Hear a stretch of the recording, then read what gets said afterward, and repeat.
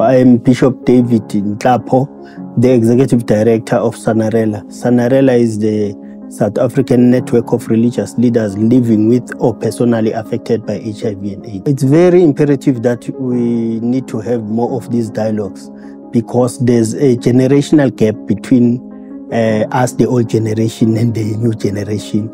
So opening or creating safe spaces for young people and adolescents to come and discuss issues with us, it is very important so that we make sure that our parenting goes well and also we are able to provide support that is needed to them. That achievement that needs to be celebrated is breaking the silence around issues of human sexuality within our faith communities, because as faith communities, there was a silence around these issues. And what happened is that people used to live a false life, but these dialogues have opened spaces for young people to come out to say, this is who I am and this is how I feel. Then as a faith community, we are able then to come up with programs and integrate this program of SRHR into our programs because we need to service these young people. The challenge is that our colleagues, the fellow faith leaders, believe that we are backsliding because we are bringing a wrong message to the pulpit.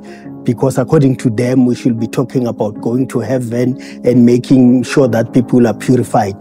But the reason why we decided as SANARELA to continue with this dialogue is that we took an example from our Master Jesus Christ, that he responded to situations.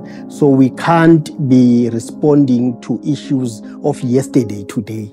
We need to read the signs of time and make sure that we are responding to the challenges of young people. Yeah, I think what stood out for me is sharing good practices. The type of work that we are doing has a lot of strain. So for me, it was also like a debriefing session where we are sharing good practices and also learning from each other as to how should we approach different programs. Moving forward, we had taken a resolution that Masitete Dialogues will be our first phase to break the ice. Then also during this dialogue, we are identifying areas where faith leaders need to be capacitated. So we'll be getting into workshops and trainings for faith leaders and also young people, because it's good to support adolescents, but if you don't have correct tools and information, you might mislead them. So we felt that a program should come where faith leaders will be capacitated. For an example, when you talk about issues of menstruation, yesterday as men from Africa, it was not a case where we'll sit around the table and talk about issues of menstruation. So we have missed some information. We didn't put more attention into that. So we feel as faith leaders, we need to be trained and get more information so that we're able to support. The dream is obviously having adolescents and young people able to talk about their challenges and issues and then getting support from faith communities.